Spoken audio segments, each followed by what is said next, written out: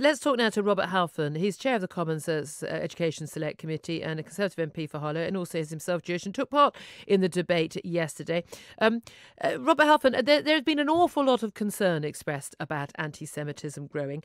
Is it your experience that this is something that's just been there in British society, there in British politics all these years, all these decades, and it's just now emerging into the public eye as a result of who knows what, social media perhaps?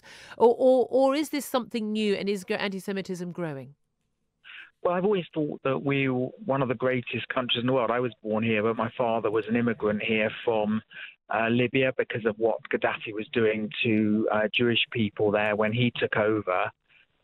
But something has changed. In the speech I made yesterday, I said that it feels like the air is tightening, that you have to undo a button on your collar and your mouth feels dry because the level of anti-Semitism that there is and the aggressive way that it has manifested itself is like something I've never felt ever before as a Jewish person in this country. And yesterday's debate, I mean, I actually got up to applaud. I've never done that before in my life. The two Labour MPs, yes, it's not the done thing to applaud, is it? But the standing ovations were given, yeah. Because it was extraordinary. You wanted to weep when you heard them speak about what they had to endure. Well, indeed. I mean, Luciana Berger, a Labour MP, has received anti-Semitic death threats. She often onto her Twitter account actually just forwards it, just so people can see what she is putting up with. Ruth Smeeth, as you mentioned, Labour MP as well, talked about the poison of anti-Semitism that is engulfing the Labour Party. Dame Margaret Hodge, of course, as a former cabinet minister, described how she'd seen a battered suitcase with her uncle's initials on it when she visited Auschwitz, but how she'd never felt as nervous and frightened as I do today, she said, about being Jewish. Now, on the left, on the Corbynista side, the argument seems to still be this is all just a Tory smear or a Labour Blairite smear against Jeremy Corbyn. There isn't a problem with anti-Semitism in the party, and they point the finger at a party like yours, saying, well, what about anti-Semitism? What about other racism in the Conservative Party? What do you say to that? Well, it's wrong because you heard Labour MP after Labour MP, not all of them are Blairites. John Mann is hardly what you'd call a Blairite, talking about the level of anti-Semitism they've had from the far left. I've had in my own constituency, I was doing a stall, which I often do on Saturdays in the town centre. A member of the left come up and scream at me, go back to Israel, in front of people, just completely not caring, even though he was saying it in front of other people, and then just going back to his people.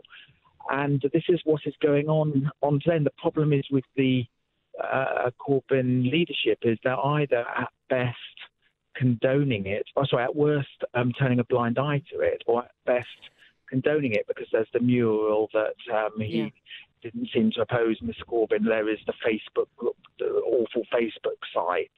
And this is what has happened because if the leadership at the top puts a stop to it and says no way anyone will be chucked out of the party, won't have any, then it slowly stops. And that's the thing. Certainly under Gordon Brown or Tony Blair. No, exactly. Never. And certainly the people who are sending these messages on social media and doing it in public, they certainly identify themselves as Corbynistas and seem to think that he does support them, even though he pays lip service to saying he doesn't. Robert Halfon, thank you very much for joining us, Conservative MP for Harlow. Very much appreciate your time. Let's speak now to John Mann. Of course, we heard just a few moments ago what John Mann had to say on the floor of the House yesterday. Good morning to you, John. Morning, Julia. Now, I mean, you yourself are not Jewish, but you've taken on this role of tackling anti-Semitism in the party. You've been leading cross-party groups in terms of tackling this issue. You, of course, very famously, you took on Ken Livingstone, where he ended up having to lock himself into a disabled loo at BBC Millbank, didn't he? As you were talking to him about anti-Semitism after his comments about Hitler and Zionism. What you had to say was very powerful in the debate yesterday about the abuse that you have received. Is it your view that this abuse, this anti-Semitism is something that is new, that is growing, and that is endorsed on some level by the Labour leadership? It's not new. I've been doing this voluntary role, chairing this committee, for 13 years.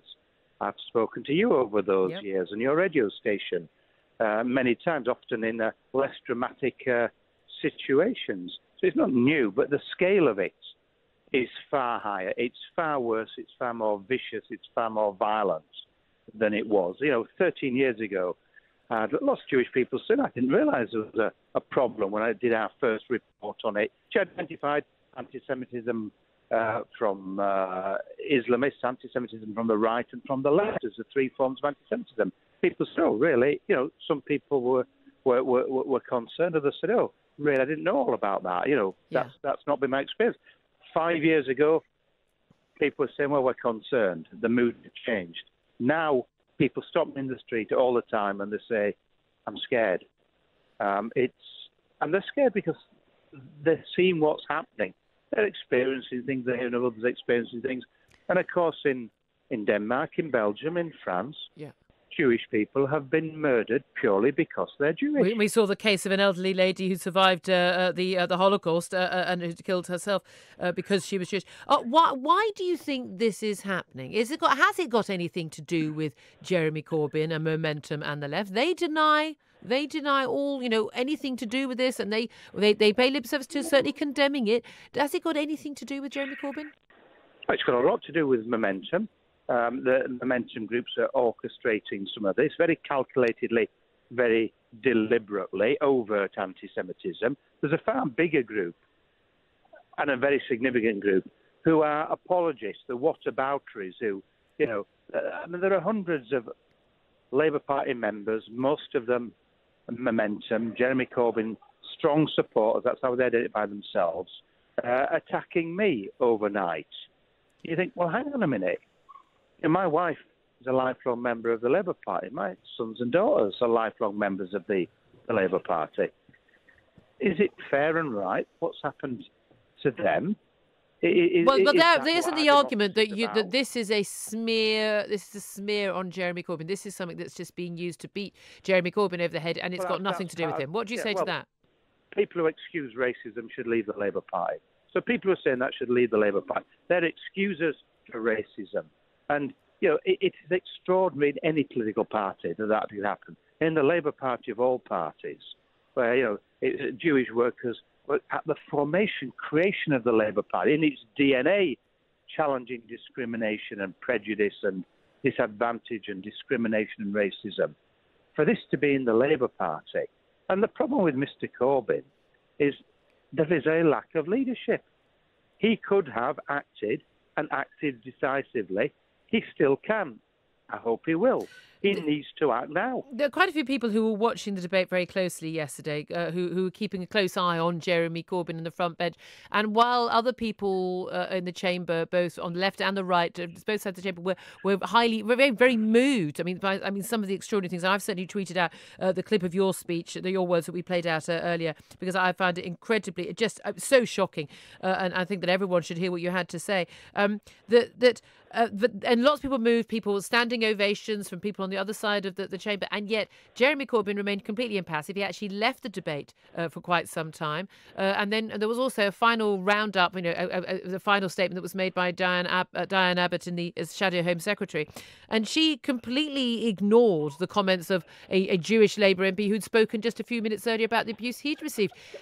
There does appear to be a sort of a bunker mentality on the Labour front bench, that this is all just an attack on Jeremy Corbyn. It's just an excuse to have a go at him and undermine him, and it's all a big plot.